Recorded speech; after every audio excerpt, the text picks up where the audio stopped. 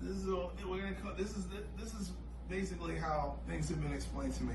So right here you have MSNBC, CNN, ABC. This one's going to be Fox. We're just going to put that guy on the side. It says highlighter, not Hitler. Calm down, everybody. And here you have Black Lives Matter. So who owns Black Lives Matter? Who invests in Black Lives Matter? Well, the Clinton Foundation. Who else? George Soros. And this is Antifa. So now you have an event. The major news networks have to cover the event. An African American man is killed by police. It doesn't matter that he's a felon.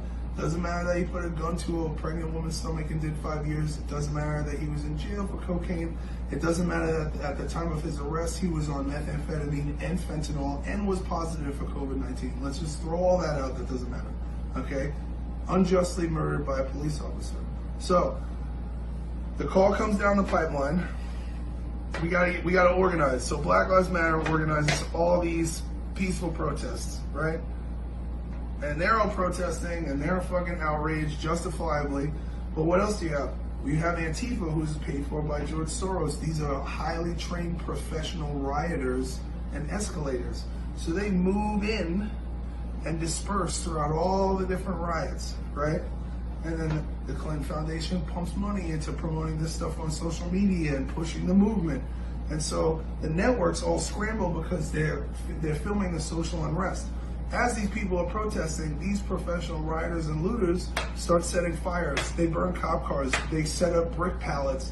They destroy public property. And they stay in the shadows and hide behind and make it look like Black Lives Matter and African American culture as a movement is unruly, violent, and insane. The media then fucking films all of this shit, and this is all you see in your entire feed. But George Soros and Ted Turner and fucking Turner Broadcasting and the Rockefellers and the fucking list goes on, the Rothschilds, they own most of these media companies. And the media companies are making billions of dollars by advertising because everyone's transfixed to the news and everyone's talking about it. So what happens is that the same people who instigate the event and organize the protest and escalate the protest make money off the African American community's outrage and further deplete the morality of the United States. Additionally, while all this is going on, Hillary Clinton and her buddies are all on trial. And they don't want this shit on the news. So this is a huge gaslight and people are not paying attention to what's going on.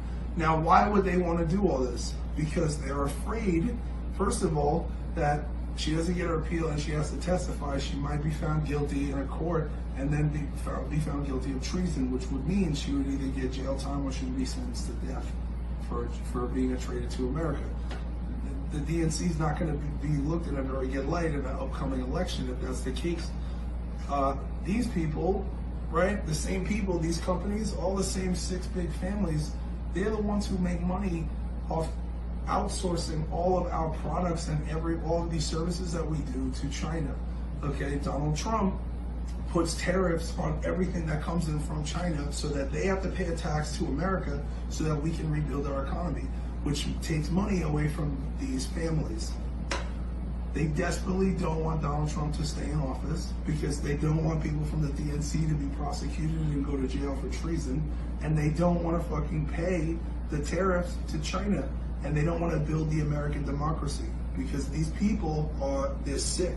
They want to have control, and they've been getting away with this gaslighting situation on the American people for so many years. They feel entitled to it. There's a huge fucking problem going on where we have turned into this citizens policing other citizens over a veil of racism that doesn't exist.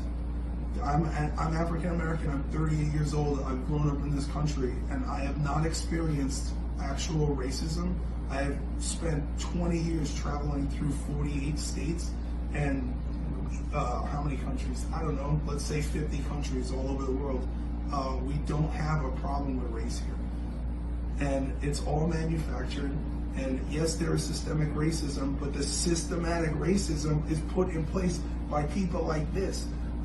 George Soros made his money by selling Jews to the Nazi party, by ratting people out. That's how he made his thing. Okay, Hillary Clinton is friends with David Duke, who's the head of the KKK. The Democratic Party is the party that lost the Civil War. The Democrats wanted to keep slavery. That's what people don't understand. In 1856, the Democrats started the KKK. And I don't understand why we've erased this from the history books. And you can literally just look this up on Google. It's just facts. Just do your own research. So before you get upset, before you start to look at what's going on, before you're told the problem in America, just ask yourself what your own personal reality is. Are you racist? Do you really think you're racist? Do you really see a problem here? You see a video on YouTube, you see this, you don't know the statistics. You don't know that 95% of African American men who are killed by other African American men. Black Lives Matter isn't there because it doesn't serve this fucking system. It's a political system, and they're using African Americans and African American pain and tragedy as a political shield to get their agendas done. And we have to stop this. So.